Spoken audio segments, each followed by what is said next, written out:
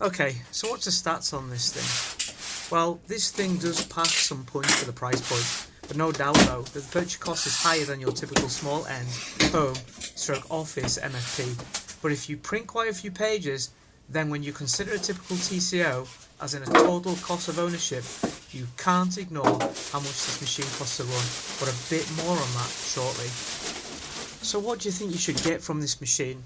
Well, it is a 4-in-1 system. Basically you can print, scan, copy and fax, boasting a 20 page per minute document feeder.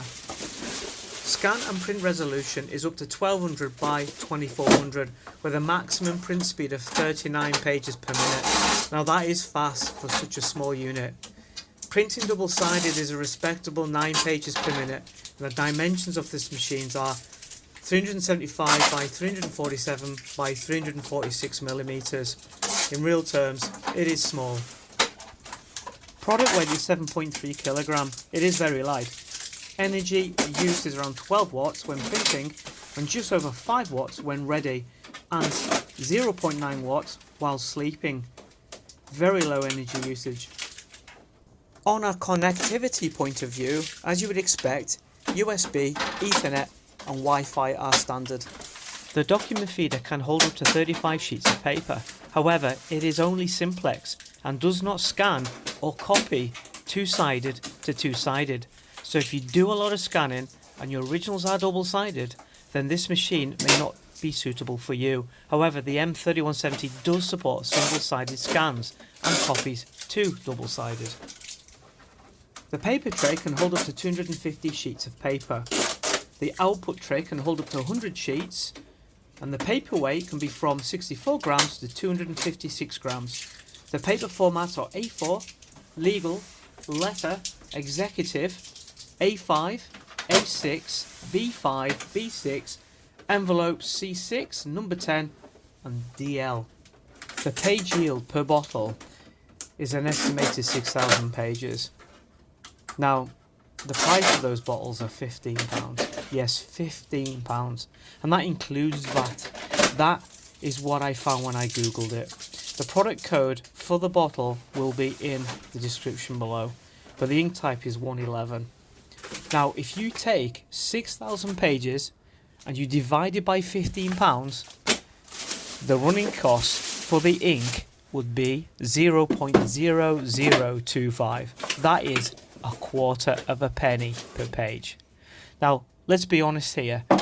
If your coverage is going to be higher and you have a lot more ink on the page, it will be more expensive to run.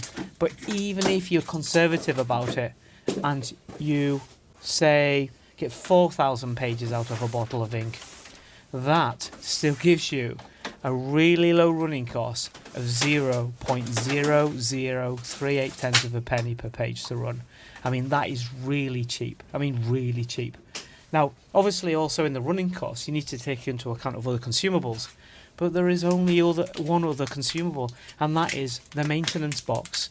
The type is a T04D1. I'll bang the product code in the description, and they sell for around £10.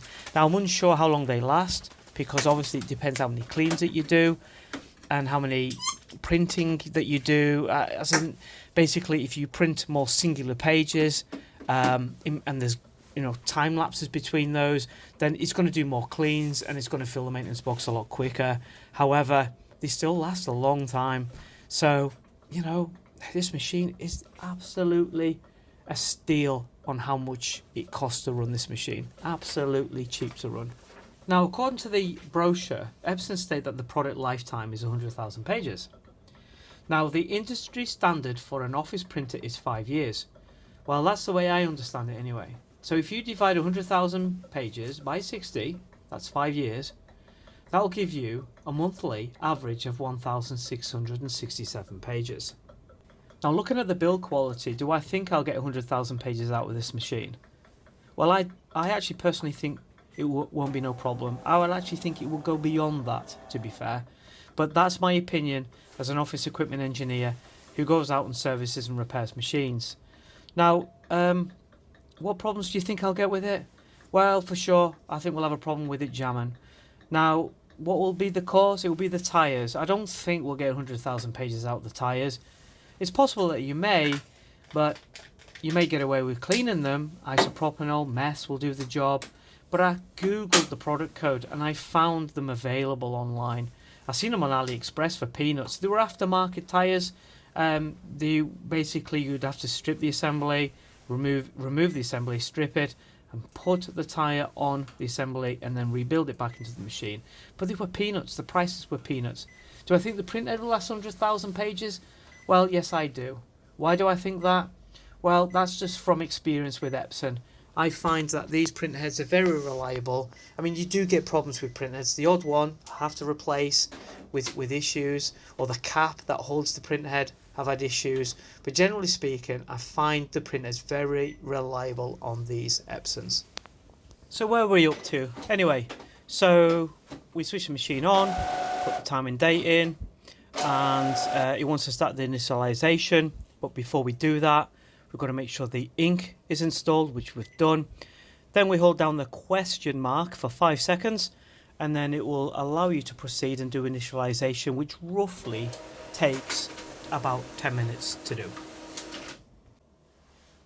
So as part of the setup, you do a printhead nozzle check to make sure it's all fine and dandy. And what you're looking for here is any kind of like missing blocks, any missing nozzles within this little report here that's just printed off. And obviously if you're missing any blocks, don't panic, just press the X on the display and it will do a full clean. Obviously there's a circle on the right. I'm not sure how well you can see that, but when you press the circle, the machine knows it's happy.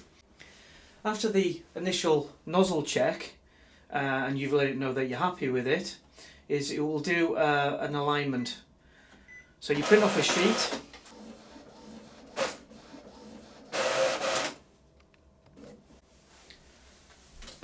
there we are. So on the display it's asking you what the alignment needs to be and what it's already preset. It's at number 3 at the moment. So if you look at the sheet, and it's basically alignment number 1, so it's this one here.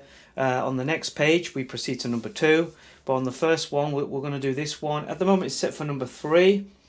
I am probably going to agree with that. That is number 3, so we'll move on to proceed to number 2, test number 2, which is also set at number 3.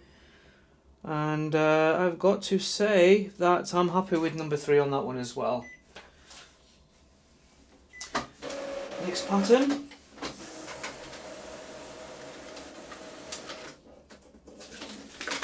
Okay, so what we're looking for is none of these streaks. I don't know if you can see that, but you get vertical white lines there. At the moment it's set on number 4, which is not perfect. What we're looking for is one with the minimal vertical lines in. So I'm going to go with number 5, so we'll move that one along by pressing the plus button to number 5. We'll then proceed to the second test, which is here, and it's currently on number 4. I'm happy with that on number 4, as close as we're going to get. And then we'll do the last alignment.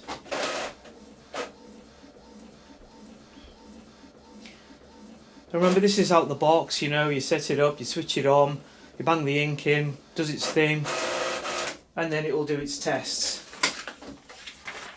So here we are, test number 1 on this alignment test is it's set for number 4. We're looking for the straightest line. And I can say that number 4 is not perfect. I'm going to go with number 5. So number 5, proceed to the second test. It is at number 4 at the moment.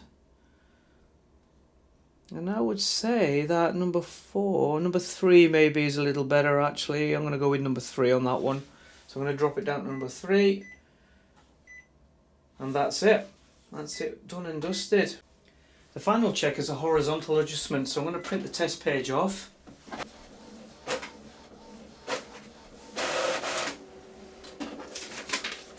If you have a look, you can see, if you've got to look really carefully to be honest with you, you can see an overlap. It's like a grey shading over the top of the blocks there.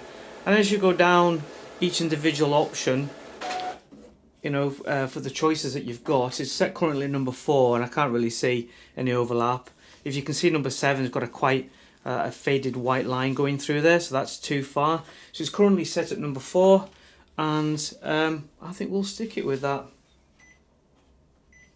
And that's it done. Now, if you ever want to go over those settings again, and you want to do them further down the line, you've had problems with print quality problems or anything like that, the alignment's out, you just scroll across from the main home screen to settings, and then you go to maintenance, and from the maintenance you can do a nozzle check, or you can go straight in for a print head clean.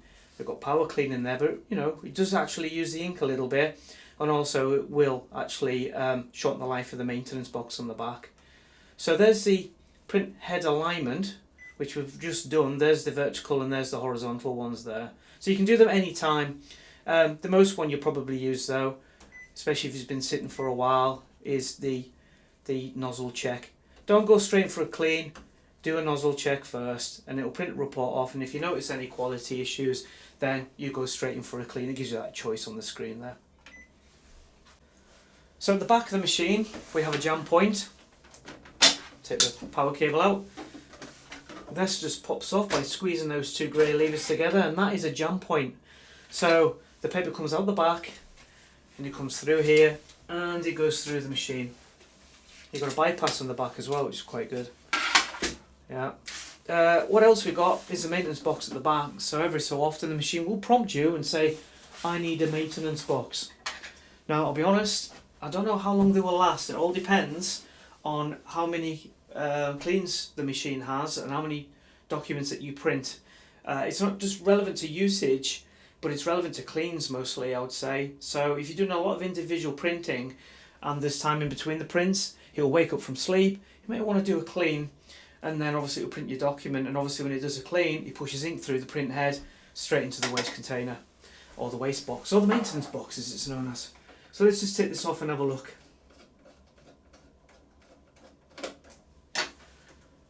One screw, flat blade, I may add. This should just pop off. There we go, like that. And there's your maintenance box. It looks like it just slots off, and that is what it looks like. Now it does have a chip on it, which is good. So basically it kind of knows when it's full. So when it gets full, it'll prompt you on the display to replace the maintenance box, and you take this one out and you replace it with a brand new one. So pop that back in. It's quite a chunky size actually. Pop that in there.